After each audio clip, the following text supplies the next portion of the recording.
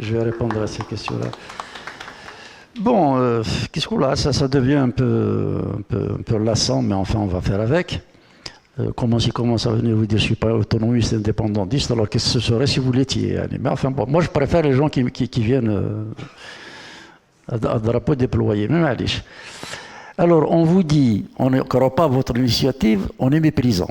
En gros, si on ne se couche pas devant vous, vous réalisez un peu la baptisation des esprits que vous êtes arrivés à mettre en Kabylie.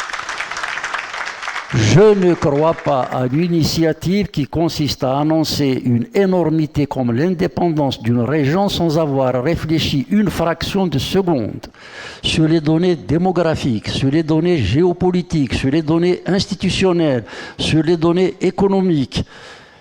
Et si on n'arrive pas à convaincre, encore une fois, on doit quand même se poser ces questions plutôt que de dire vous me méprisez parce que vous ne vous êtes pas soumis. Mais qu'est-ce que vous voulez qu'on vous dise? Ça fait 10 fois que je ne crois pas à cette démarche.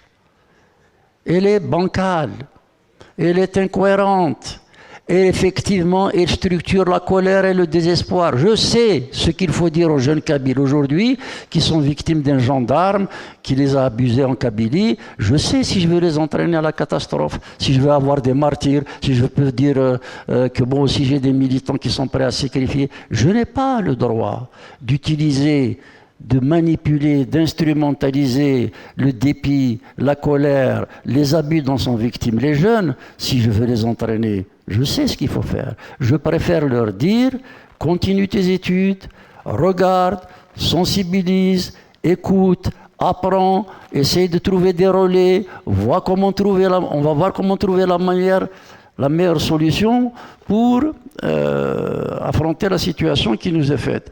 Mais cette histoire, ça c'est du terrorisme politique pour le coup alors. Hein. C'est du terrorisme politique. Je vais vous dire franchement, quand je vois ce qu'écrivent certaines sur la toile, là pour le coup, je m'interdis de mépriser, mais j'ai honte de voir que dans ma région, de tels arguments, de telles insultes font partie du débat politique, alors que nous avons tout fait pour l'en émanciper. C'est une pollution de la scène politique kabyle. Insulter quelqu'un parce qu'il a donné un avis différent du sien, c'est une forme de fascisation des esprits. Et je vous garantis, alors maintenant je vais vous dire très clairement ce que je pense. Même si vous disparaissez de la scène, le pouvoir va vous doper parce qu'il a besoin de vous pour réprimer. Voilà. Voilà.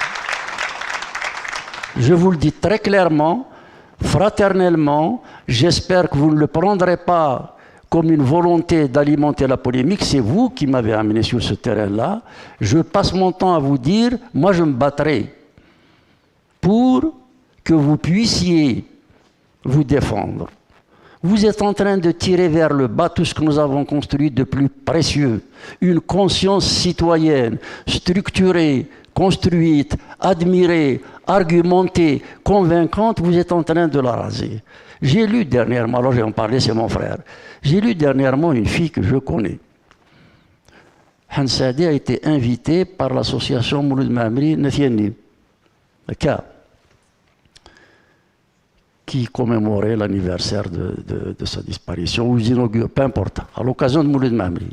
Il n'y a pas une personne qui a connu et compris Mouloud Mamri comme lui. Ils l'ont invité, il est parti. Comme il y avait le chef d'ailleurs, il y avait un gendarme à côté. Donc il y avait une photo. Et elle prend la photo. J'espère que tu lui as dédicacé J'espère que tu as dédicacé au gendarme arabe ton livre, etc. Alors allons-y maintenant, puisque vous voulez les confidences.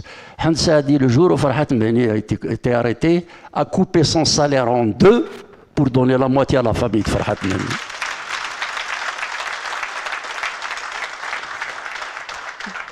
Je suis venu porter un message pour essayer de tirer vers le haut le débat.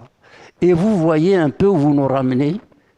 Le pouvoir ne fera pas une pollution équivalente justement aux polluants. Laissez-nous débattre, laissez-nous réfléchir.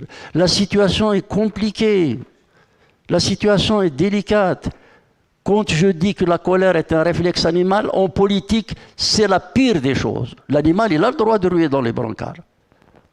L'animal, il a le droit de commettre quelque chose qui n'est pas à la hauteur de ce qu'il est. Mais nous sommes en droit d'attendre des responsables politiques qu'ils essayent de faire un peu attention à ce qu'ils disent. Rapprochez-vous du monde avec Radio Azul International.